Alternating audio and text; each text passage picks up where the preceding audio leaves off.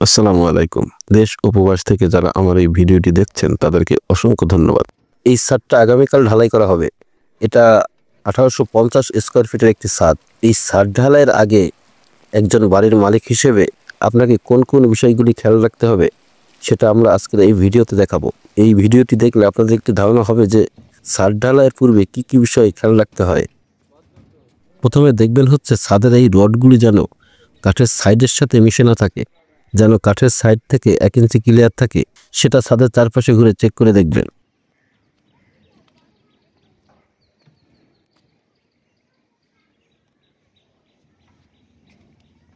আবার এই যে সাইডের কাঠ মারা হয়েছে, এই যে কাঠ,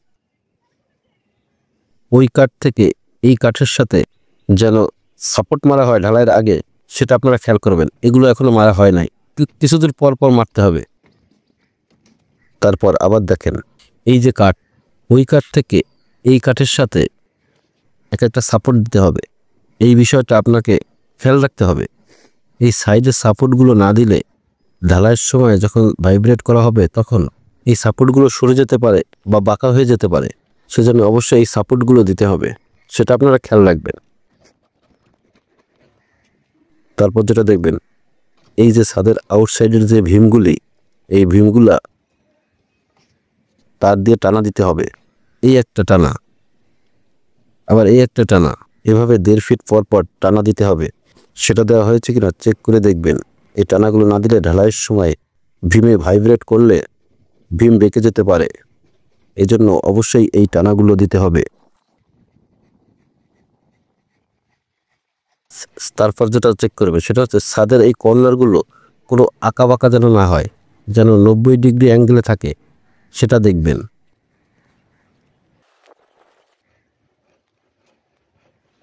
আবার পুরো ছাদের আউটসাইড যেন একেবারে সোজা থাকে, সেটাও দেখবেন, যেন একেবারে সুতাটা নিয়ে করা হয়। নিচের কর্নারগুলোর সাথে একেবারে সুতায় যেন থাকে, সেটা দেখবেন। এই কর্নারগুলোই হচ্ছে বিল্ডিংয়ের সৌন্দর্য। এই যে এই কর্নারগুলোর সাথে ছাদের ওই কর্নারগুলো যেন একেবারে সুতাটা নিয়ে করা হয়, সেটা চেক করবেন। এই কর্নারগুলো আঁকাবাঁকা থাকলে পরবর্তীতে গাঁথনি করার সময় হয় ছাদ ছাড়তে হবে, না হয় প্লাস্টারে সিমেন্ট বালি বেশি লাগবে। এই বিল্ডিংটা ডিজাইনটা খুব সুন্দর করা হয়েছে। বিল্ডিংটা দাঁড় করালে দূর থেকে দেখতে খুব সুন্দর লাগবে। তারপর যেটা চেক করবেন সেটা হচ্ছে ব্লক। এই ব্লক ঠিকমতো দেওয়া হয়েছে কিনা।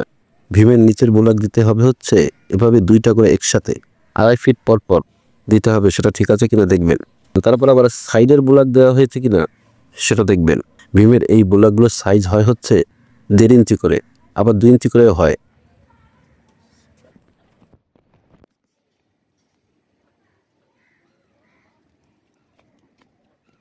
এবার ছাদের ব্লক, ছাদে দিতে হয় হচ্ছে 3-4 ইঞ্চি ব্লক।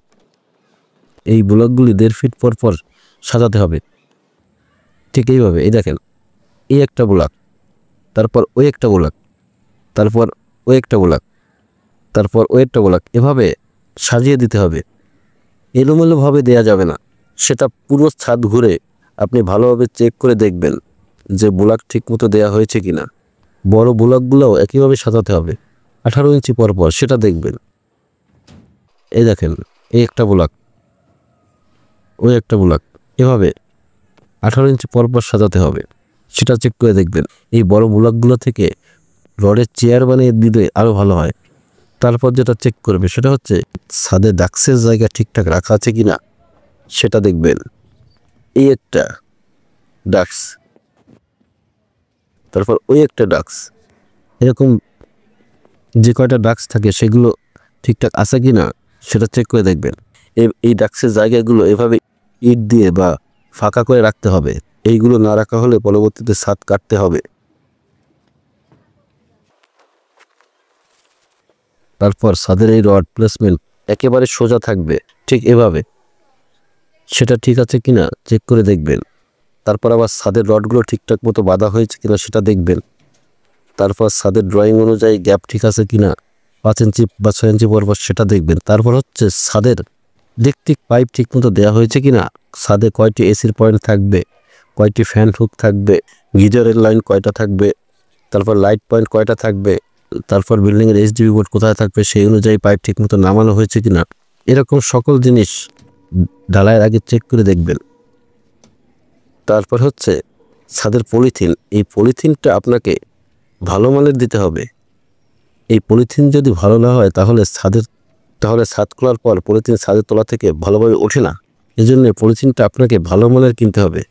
বিশেষ করে পলিথিন কেনার সময় আপনি একটু টেনে দেখবেন যেন পলিথিনটা রাবারের মতো বলে, তাহলে ওই পলিথিনটা ভালো। তারপর যেটা চেক করবেন, এখানে ছাদের যে বাড়তি কলামের রডগুলো রাখা আছে, পরবর্তীতে কলাম করার জন্য ওই কলামগুলোয় একটা বা দুইটা রিং দিতে হবে, যাতে করে ঢালাইয়ের সময় কলামের রডগুলো যেন আঁকাবাঁকা না হয়ে যায়, যেন রডগুলো সেন্টারে থাকে, সেটা চেক করবেন রিং দেওয়া হয়েছে কিনা।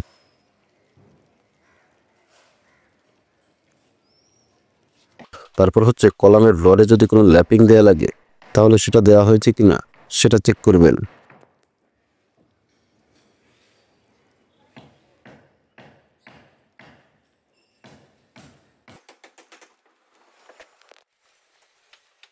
তারপর ছাদের এই টপের মাথাগুলো যেন এই ক্রেঙ্কের মাথার থেকে 6 ইঞ্চি বড় থাকে সেটা দেখবেন।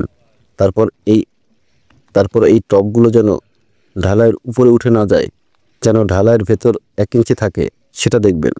সেটা ছাদের টপ লেভেল থেকে মেপে দেখবেন যেন ঢালাইয়ের উপরে না ওঠে, যেন ক্রেঙ্কের রড থেকে ঢালাইটা আরও 1 ইঞ্চি উপরে থাকে, সেটা খেয়াল রাখবেন।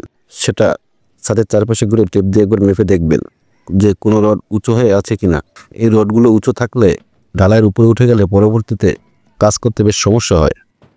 তারপর হচ্ছে বিল্ডিংয়ের যে কয়টা বেলকনি আছে সেই বেলকনিগুলোর রড ঠিকমতো রাখা হয়েছে কিনা সেটা চেক করে দেখবেন।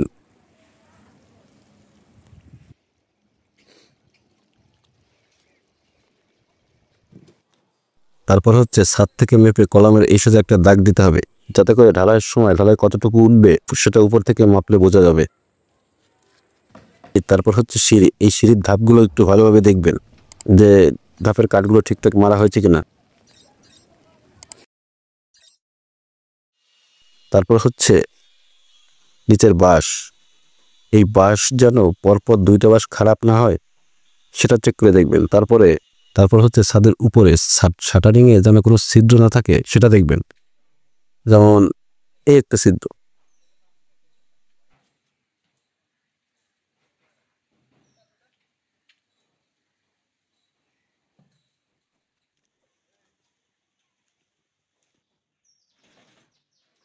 তারপর আবার একটা ছিদ্র।